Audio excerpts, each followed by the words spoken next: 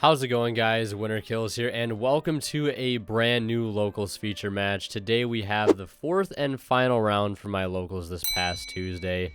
Actually just had Locals yesterday on Saturday, and have plenty of feature matches from there as well. Only 3 because I, again, forgot to record one of the matchups just because I was caught up in recording for One Deck 1 Month. It happens. So only 3 rounds from Saturday, but I hope you guys will enjoy those and this one nonetheless. We have Marincess versus Drytron here in round 4. Yours truly piloting the Marincess deck. And let's take a look at the poll results here. We have just shy of 200 votes and about 77% of you guys thinking that Drytron is going to take the W, and only 23%, a very loyal 23%, I must admit, voting for Marincess there. And I believe I did pull out a comment for this one from Chris Hill. Marincess best deck. Hell yeah, man. 100% this guy knows. As I completely lose die roll against a deck that I do not want to lose it against. That's the first battle of this matchup, and I'd already just lost it. Opening hand, though, I've got Phantasme and Effect Veiler. Feeling pretty good, though, to try to slow this Drytron turn down as much as I possibly can. He starts with the emergency to grab Alpha, then goes Alpha, pitches Gamma. I was so happy to see that it was not a Zeta that he pitched, or else I'd be in a world of hurt. But he's going to go ahead and actually link off the Alpha here, which is kind of definitely, not even kind of, definitely unnecessary to do. It's just going to play right in the Phantasme, which he does actually decide to burn an Ash Blossom on. So I'm like, all right, basically just ripped an Ash. You got to love to see that. And then he goes ahead and uses Gamma, tributing off the Alpha, or the Ben 10 in hand, rather, to bring out Gamma, and alongside of it, Alpha. I mean, I get why he might have linked into the Link Rebo. It might make a little more sense later on. But now he's going to go ahead and overlay both of these level 1 Drytrons into a mysterious rank 1 Xyz. Oh, wait, it's Mu Beta Fafnir, and you bet I frame 1 hit it with an Effect Veiler. I'd rather not him be able to access pretty much any card in his entire engine, so he is going to have to work a little bit harder here to access a Drytron name, and especially since he has not opened up Zeta, it's going to be very hard for him to get to Meteonis, if at all. So you guessed it, plan B, here it comes, going in for the Predaplant, Verte, Anaconda. And what's that? I already made the good call of Veilering his Mu Beta. Like, that's correct, but I'm getting punished? You gotta love to see it. Pay 2,000, and Red Eyes Fusion will get sent. And, of course, alongside of it, Red Eyes, Black Dragon, and the Dark Magician, which I believe is actually in his hand currently. So, you know, it could be worse, right? And I believe the only card I know in his hand currently is Diviner of the Herald, as he brings out a Dragoon. And I'm thinking, okay, he makes Dragoon here. If he has Orange Light, like, it's either you use the Orange Light or you use the Dragoon. It's one or the other here. And I draw a Signet Mining for turn, which I'm like, all right, this is actually really good, because if this baits out the Dragoon, we are in there. So I start with the Signet pitching Blue Tang, and to my surprise, he actually negates it with Dragoon. So I'm like, all right, bet, we're off to the races now. I know the last card in hand, it has to be Diviner, so I'm basically playing through 0 interruptions here, which you'll love to see. But I do have to clear this Dragoon, which is now at 4,000. And for those that are familiar with Marincess, you know that is going to be extremely easy. As I link into Blue Slug, Chainlink 1 Slug, Chainlink 2 Tang. Tang will allow me to reveal the top 3 and take any Marincess card I find, and I get a Wave alongside Battle Ocean.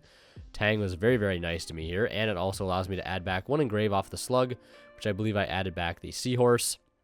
And then we summon out Seahorse, or I might have added back the Tang. I think I might have hard opened a Seahorse, or 2.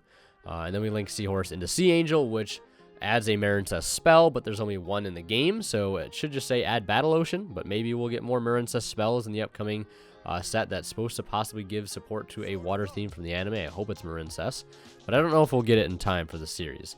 But either way, Mandarin comes out to the zone that Angel points to, and we're able to make Crystal Heart, linking Crystal Heart and the Angel into a Anemone, which is currently unaffected by card effects. So we use this effect to revive the Crystal Heart, and then we step up into our link for the Great Barrier Reef, the Great Bubble Reef, whatever you want to call it. who is now going to be at 4,600, thanks to Battle Ocean, giving it 200 attack just for being a Marincess monster, and then it gaining 600 additional attack for each Marincess link equipped to it by Battle Ocean's effect. And so now it's gaining an additional 18, 200 from the field spell, so 2,000 altogether, putting it to 4,600. And we're able to actually run right over a Dragoon for 600 damage, which feels so good. So at this point, I'm like, all right, before I end my turn, let's see the graveyard here. Let's see what you've got to work with. Just Alpha, Gamma, and Diviner in hand. So I know with the Diviner resolving, he can try to, you know, get one of those Drytrons going by searching an eye to 10. So I know I can stop that because I have wave. And I think I actually just drew another wave off my Bubble Reef too. As I banish my Anemone during the standby phase to draw an additional card. And then since a monster was banished face up, Bubble Reef will gain an additional 600 attack, putting it to 5,200. So even if you were to go into a Dragoon with double negate, it's still not getting over this Bubble Reef. So he normals the Diviner. I go ahead and hit it with Marincess Wave, which basically is like Imperm. I can use it from my hand if I have a Link 3 or higher Marincess, and if it's a Link 2 or higher, which in this case it is, all monsters I currently control until the end of this turn are unaffected by my opponent's card effects. So here, he has a Diviner, which is negated, a Anaconda, which is not doing him any good. He draws an Alpha for turn, pitches Alpha for Alpha, and then he's going to go ahead and get to search a Ritual monster, which I believe he is going to add Draconids here, which makes the most sense, because, I mean, he could technically Gamma, tribute off the Draconids, Gamma brings out the other Alpha, and then he can dump Zeta. Zeta will tribute the other Alpha on board, and that will grab Meteonis, bringing out the Draconids, which will not be able to get over the Bubble Reef regardless, but, you know, it's a valiant effort at the end of the day.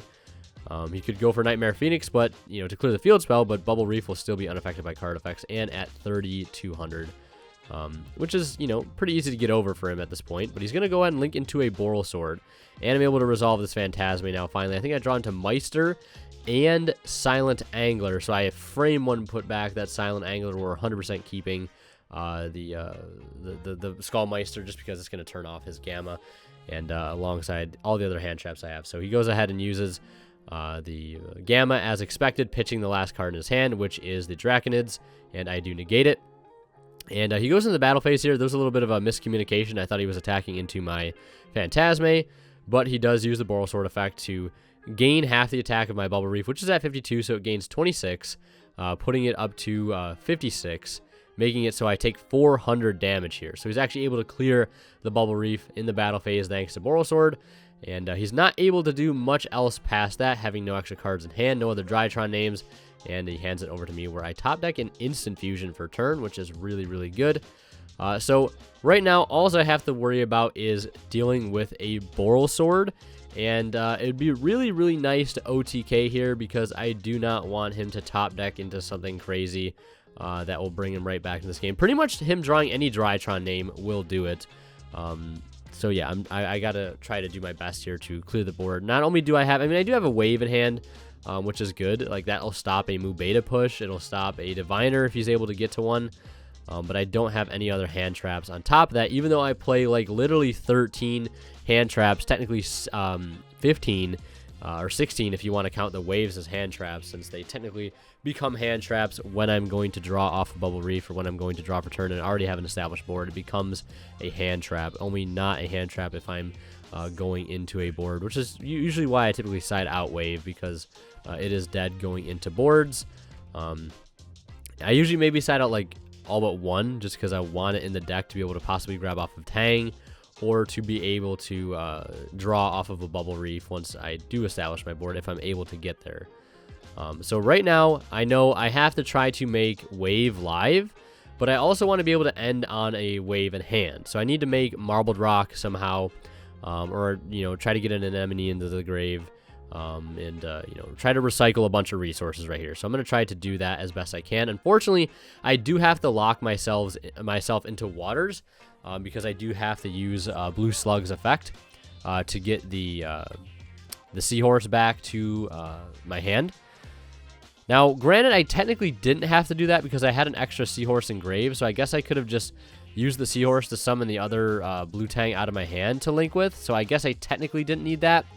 So here I could have just gone into like Splash Mage, and then Splash Mage bring out a Marincess monster like Seahorse in defense or Blue Tang, and then go into Transcode, and then go into Access Code. So I technically could have done that. I guess I just didn't see it in the heat of the moment. And I go for a little bit of an alternative play here. So I go for Anemone. Anemone is going to bring back the Crystal Heart. And I guess I was doing this because, again, I wanted to make sure I have cards for follow-up. Like Wave, basically. So I Insta-Fusion out Rare Fish. That'll drop me down to 6,600. And that's going to allow me to get into Marbled Rock. And Anemone's going to recycle one here. And I believe I cycle back the Blue Slug because that card is very important to have in the extra deck for your grind game. And then I go ahead and use Wave here on the Boral Sword to make sure its effects are negated, so now it can be destroyed by battle. And then I use the Marbled Rock here shortly after to be able to add back a Marincess card in my grave. So just scanning through there real quick, got 2 waves, so I just go ahead and add back 1. And then we step up into our other Marincess Link 4, which in this case is Wonderheart. Is going to help put on a lot of damage.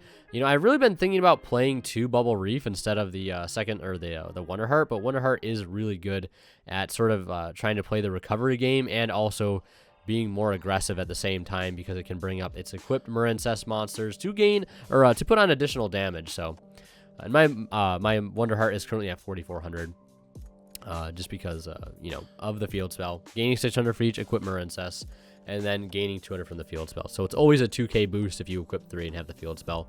And right here I'm doing math. So battle phase, attack over, damage step, bring up Marbled Rock. It'll go down to 38. He takes 800, 27, and 24, which is game. And I actually take game 1 here.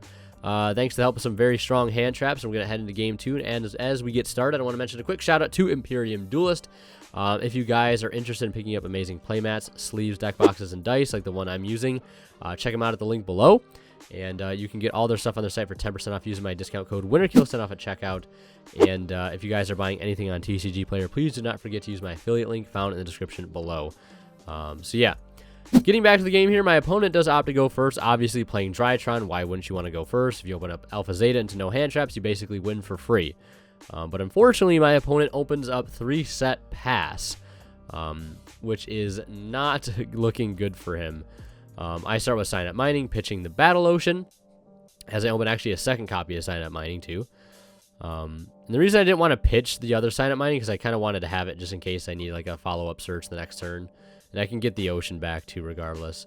But he does imperm the Blue Tang, which hurts a little bit. So I'm forced to just link into Slug. And then I go Chainlink 1 Slug, Chainlink 2 Tang, Slug target Tang. And he actually has a Call by the Grave as Chainlink 3. And here I was debating on whether or not I wanted to let it go through because I have Ghost Spell in hand. And I do decide to Ghost Spell because if I find a Seahorse off this, we are in there like swimwear. But we do not, alas. So, and I also wanted to add back that Blue Tang for next turn as a follow-up, especially since it got hit with an Imperm. So I swing in for 15 with the Slug and pass, feeling pretty confident knowing that I have Skullmeister and Droll and Lockbird in hand with a follow-up as well. So, you know, on that note, I'm feeling fine. I pass to him, he does nothing, and passes it back to me. I'm, like, literally astonished at this point. I know you can draw bad hands in Drytron, but, you know, wasn't really expecting to see this here in Game 2. So we normal Tang. Tang actually resolves this time, sending a Seahorse. And I think I drew a Veiler for turn. So, like, the amount of hand traps in my hand are pooling quite a bit. And they're all very high-impact hand traps against Drytron, might I add. Skullmeister, basically another copy of Ash for any Drytrons you may have in the grave. Droll is just huge, and Veiler is great to stop. Mubeta and Diviner. So here I'm actually going to link right into Anemone and use the Blue Tang. And that is going to reveal me actually 2 Seahorses here. And a Super Poly, which I did side in. And didn't draw it because I've never drawn Super Poly, ever. Not once in my entire time of siding it, which has been a couple weeks now. But now I actually use the Coral Anemone to revive the Blue Tang. And here I'm doing this route because I want to get access to my field spell. Because I currently do not have access to it. Here I should have made Sea Angel instead of like just linking off of the Tang. Because I could have like Sign Up Mining, grab Mandarin. Put Mandarin on board to make a Crystal Heart to go for the unaffected board, but I guess I just did not see it. So either way, We're going to summon out the Seahorse, and then we're going to use Marbled Rock before I link off with it to add back Tang as a follow-up for next turn. We've got double Seahorse engraved, which is great because one can act as an extender, and the other one I can add back next turn too if I want it. So yeah, I try to use the field spell here. He does have a twin, pitches Meteonis, and I just go to battle phase, swing in for 26, and pass turn then and there. And during a standby phase, of course, I use Bubble Reef to try to draw into some more hand traps here. And my opponent scoops as I draw a bell, showing him all the hand traps I had in his hand. Really didn't matter what he drew there at this point, just because I had all the hand traps to stop him. So Marincess taking this one 2-0. If you guys want to see more of my content, click on one of the videos popping up on the bottom of the screen right now. And a quick little get wrecked to all the doubters that didn't think I would win this one. And remember, hashtag save our oceans. But last but not least, I want to give a special shout out to our Divine level channel members, and they are Cadillacs84, Pony Start, Keith Sidgers, and Daryl Best. Thank you guys so much, as always.